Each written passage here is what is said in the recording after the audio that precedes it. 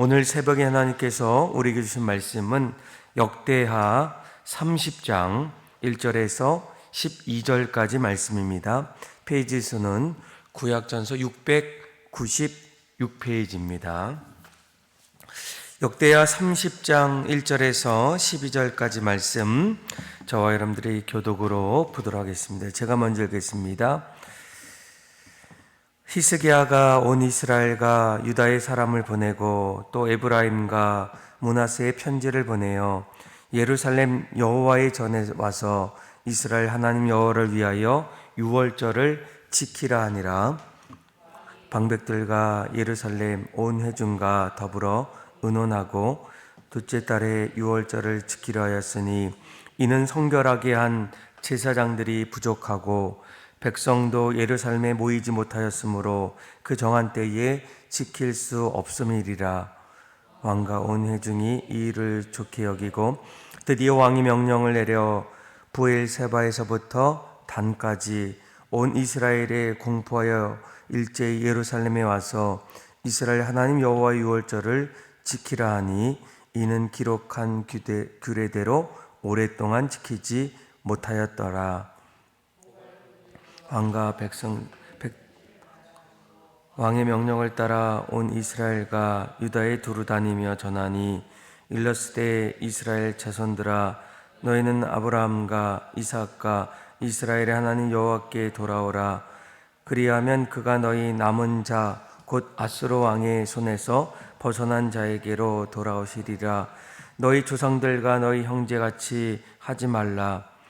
그들은 그의 조상들의 하나님 여호와께 범죄하였으므로 여호와께서 멸망하도록 버려두신 것을 너희가 똑똑히 보는 바니라.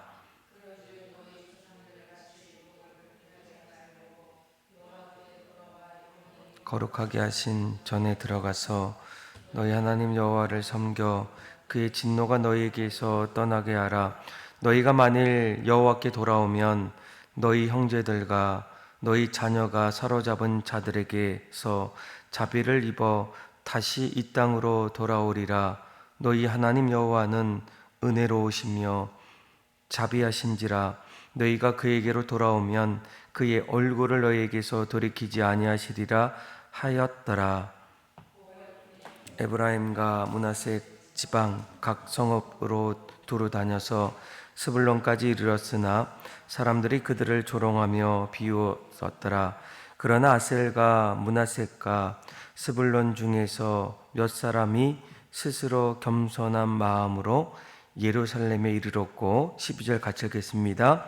하나님의 손이 또한 유다 사람들을 감동시키사 그들에게 왕과 방백들이 여호와의 말씀대로 전한 명령을 한 마음으로 준행하게 하셨더라. 아멘. 오늘 역대하 30장 말씀은 29장부터 이제 시작하는 남유다의 13번째 왕이었던 히스기야, 그가 남유다를 어떻게 통치했는가, 또 그 안에서 어떤 일들이 일어났는가를 하나하나 우리에게 말씀해 주고 있습니다.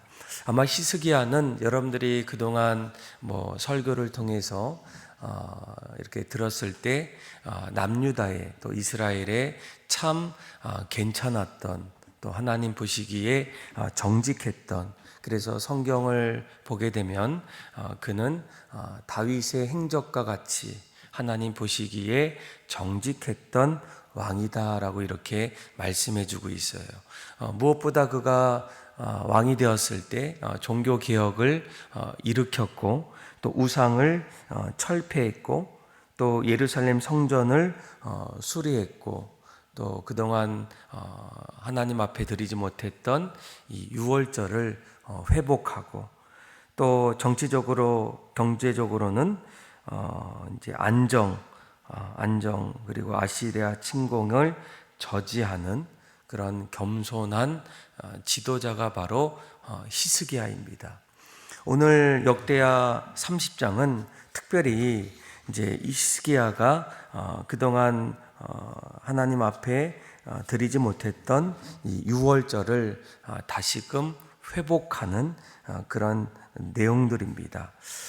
그동안 이스라엘 백성들, 남유다와 이스라엘, 그들이 하나의 나라에서 두 나라로 분열되었을 때, 그리고 점점 하나님 앞에서 우상을 숭배하기 시작할 때, 유월절을 비롯한 이 하나님과의 언약의 신앙이 점점 약해지고 이제는 절기마저도 지키지 못하는 그런 상태였다는 거예요.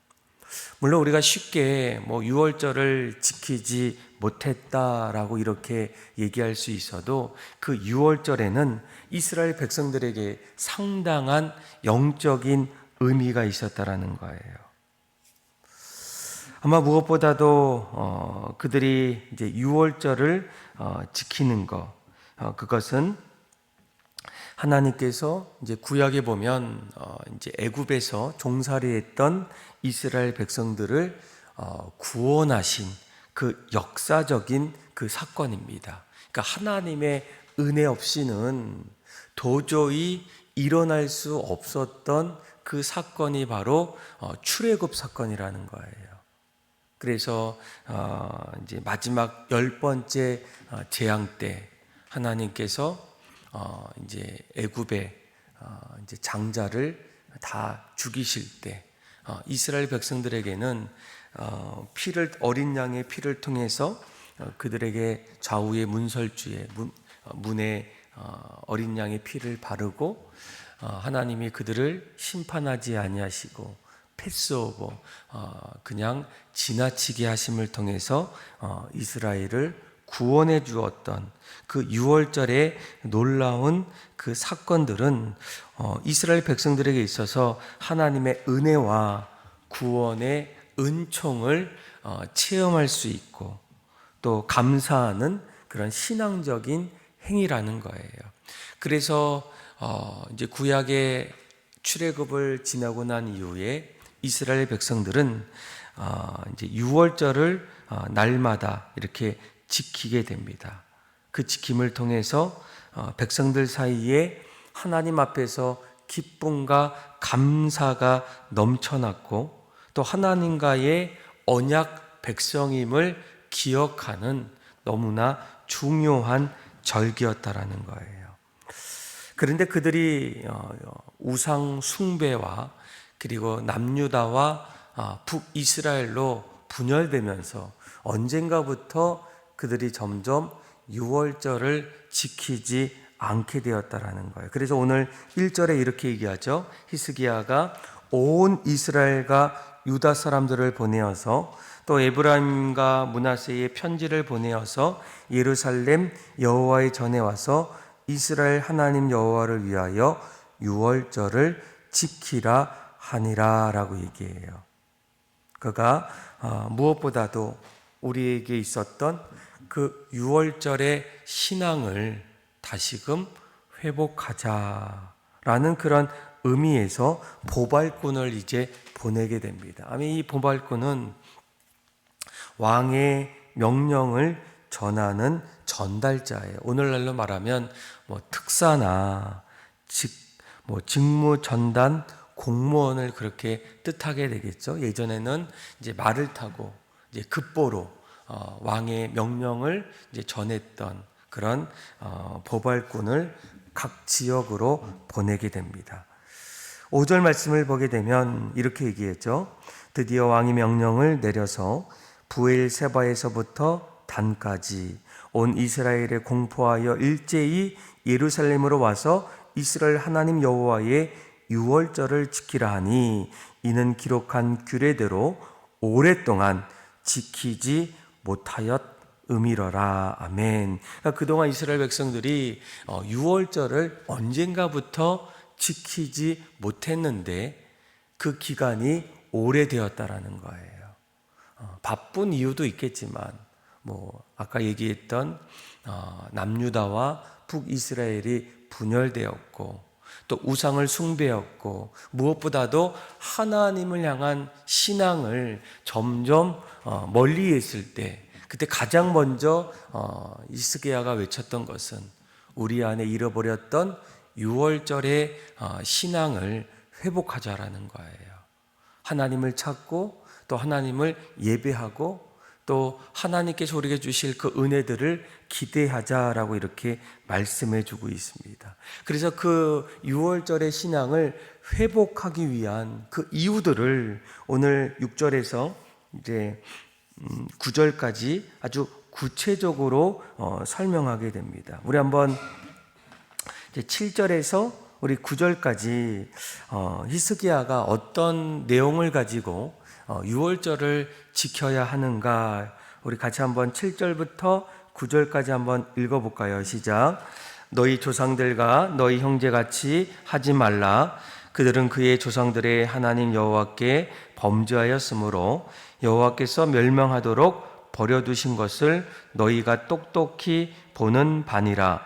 그런즉 너희 조상들 같이 목을 곧게 하지 말고 여호와께 돌아와 영원히 거룩하신 전에 들어가서 너희 하나님 여호와를 섬겨 그의 진노가 너희에게서 떠나게 하라. 너희가 만일 여호와께 돌아오면 너희 형제들과 너희 자녀가 사로잡는 자들에게서 자비를 입어 다시 이 땅으로 돌아오리라. 너희 하나님 여호와는 은혜로우시며 자비하신지라. 너희가 그에게로 돌아오면 그의 얼굴을 너희에게서 돌이키지 아니하시리라 하였더라. 아멘.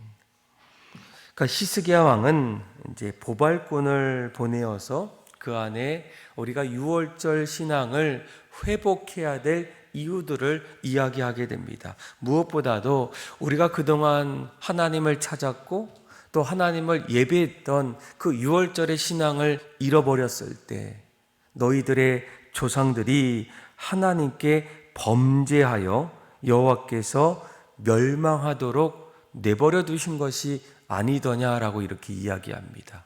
그동안 이스라엘 백성들이 늘 여러 가지 어려운 상황 속에서도 그 나라를 유지하고 오히려 점점 번성케 되었던 이유는 하나님께서 이 나라를 붙잡아 주셨다라는 거예요. 그런데 점점 하나님을 멀리하며 우상을 숭배하고 또 하나님 앞에 범죄했을 때 오늘 7절에 뭐라고 얘기합니까?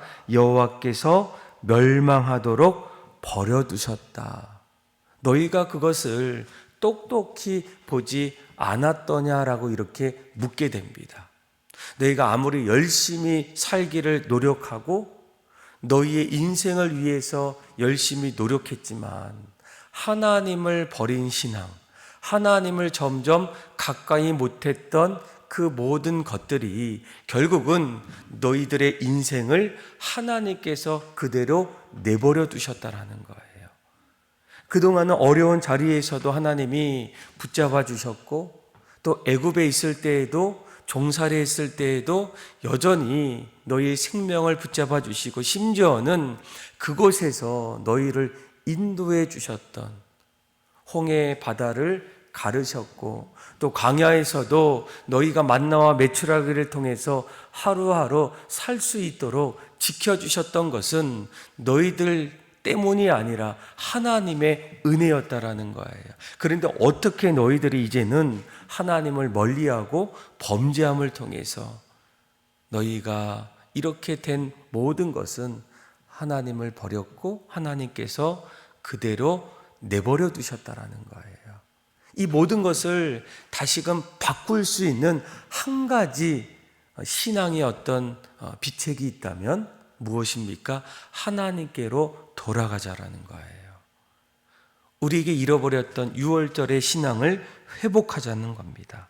그래서 여러분 9절의 말씀에 이렇게 얘기하죠. 너희가 만일 여호와께 돌아오면 너희 형제들과 너희 자녀가 사로잡은 자들에게서 자비를 입어서 다시 이 땅으로 돌아오리라. 너희 하나님 여호와는 은혜로우시고 자비하신지라. 너희가 그에게로 돌아오면 그 얼굴을 너희에게서 돌이키지 아니하시리라 하였더라라는 거예요.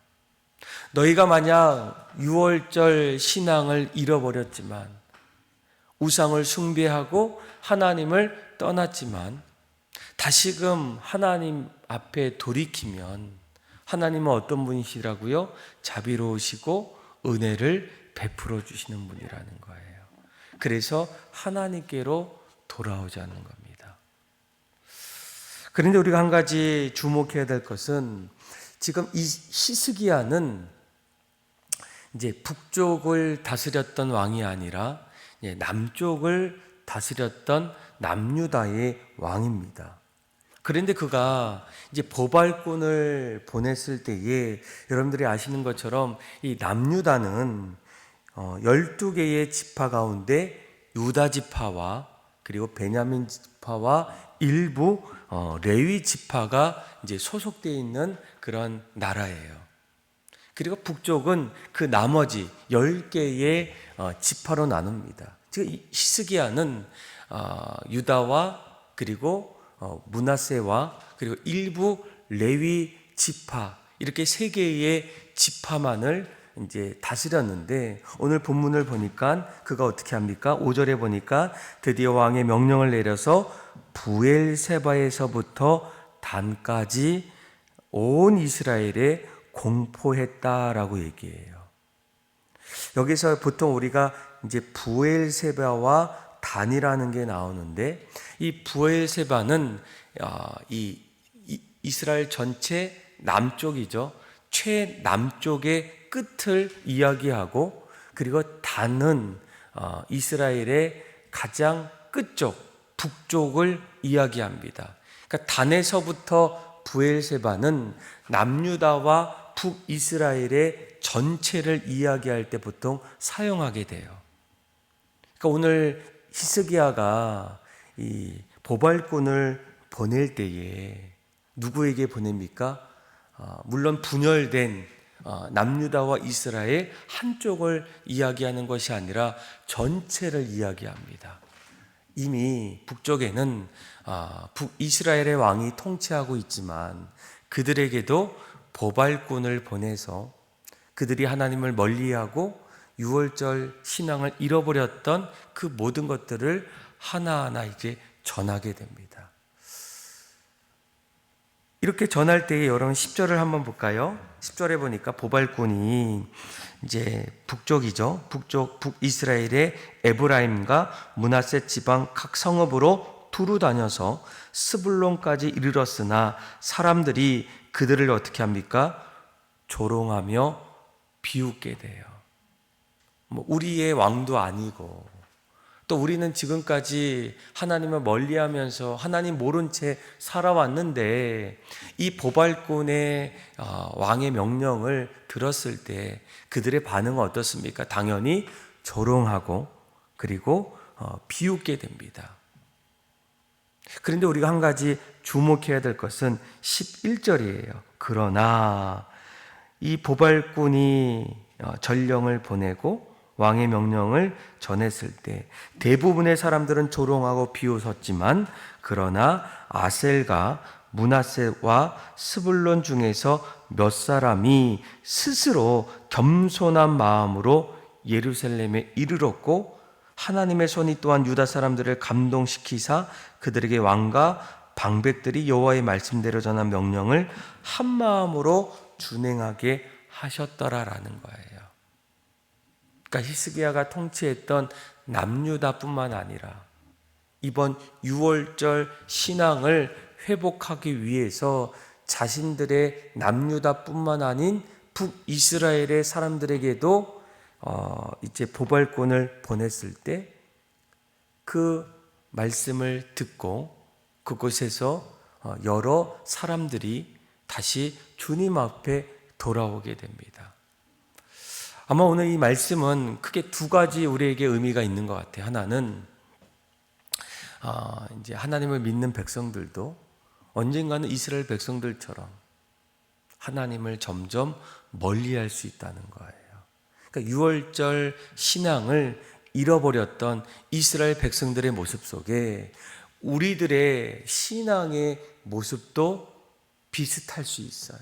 처음에는 정말 하나님을 찾고 하나님을 예배했는데 어느 순간부터 각자 자기의 길을 찾아가다 보면 하나님을 멀리하다 보면 하나님 중심으로 살지 않다 보면 우리 안에 있었던 유월절의 신앙, 하나님의 구원의 은혜에 감격하고 날마다 주님 앞에 나와 하나님의 우리를 인도하시고 은혜 베풀어 주셨던 그 일들을 기억하지 못한 채 살아가는 그 모습들이 우리에게도 일어날 수가 있어요. 이미 그렇게 그 길을 걸어간 사람도 있고, 이제는 하나님을 한때에는 열심히 믿었지만 지금은 하나님을 떠나간 그런 사람들도 있다라는 거예요.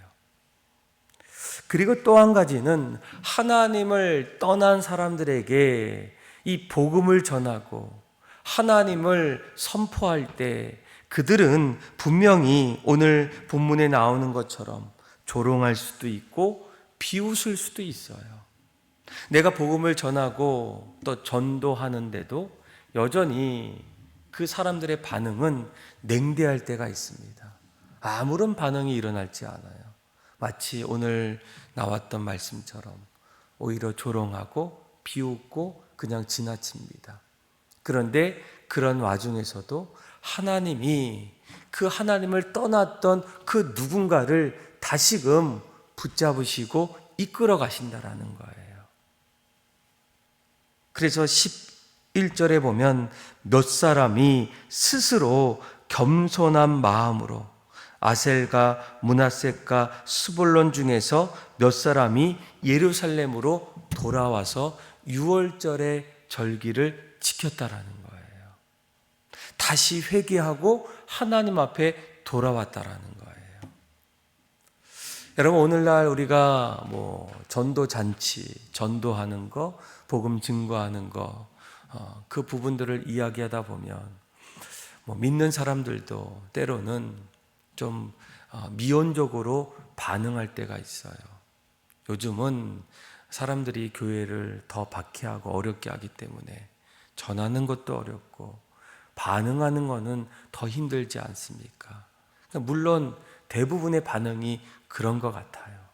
그렇지만 오늘 본문에도 뭐라고 얘기합니까? 몇 사람이 그 복음의 소식을 듣고 하나님의 사랑을 감격했던 그 몇 사람이 반드시 주님 앞에 돌아온다라는 거예요. 여러분, 이것을 깨닫는다면 교회는 여전히 여러 사람들의 미온적인 그런 반응 속에서도 교회는 복음 증거하고 또 믿든지 돌아오지 않든지 그것과 상관없이 교회는 끊임없이 예수 그리스도를 전파하는 것, 그것이 바로 교회가 마땅히 해야 될 일이라는 거예요. 아마 우리 교회도 11월 이제 첫째 주 11월 2일이죠. 이제 이웃사랑 축제를 할 때 온 교인이 적극적으로 이렇게 참여하면 너무나 좋겠는데, 또 어떤 사람들은 마음속에 다른 마음을 가질 수도 있어요. 그러나 더 중요한 것은 그것보다도 우리가 해야 될 일이 무엇일까? 늘 영혼을 위해서 기도하고 그들에게 할 수만 있다면 또 복음도 전하고 또 교회로 초청하고, 또 그러다 보면 그 안에는 몇 사람이 하나님을 찾고 하나님을 만나고 다시금 주님 앞에 돌아오는 일들, 그것이 바로 교회의 역할이라는 거예요.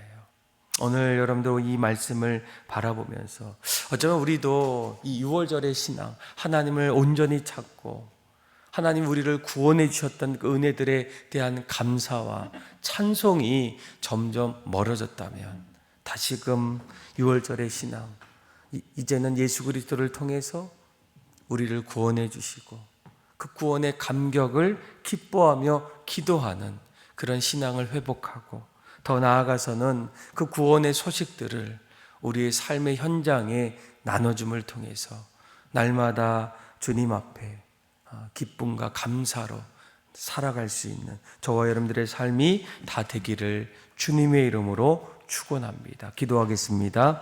하나님 아버지, 우리 안에 6월절의 신앙을 돌아보게 하여 주셔서 하나님, 날마다 유월절의 신앙이 살아있게 하여 주시고, 점점 잃어가고 있다면 그것을 회복하게 하여 주시며, 이제는 내가 믿고 감사하고 구원의 감격 속에 하나님을 찬송하는 그 일들을 이웃들에게 전하게 하여 주셔서, 하나님, 몇 사람이라도 그 말씀 듣고 주님 앞에 돌아오게 하여 주셔서 마지막 때까지 천국 잔치가 우리 안에 넘쳐나게 하여 주옵소서. 그렇게 역사하시고 하나님을 찬양하며 예수님의 이름으로 기도합니다.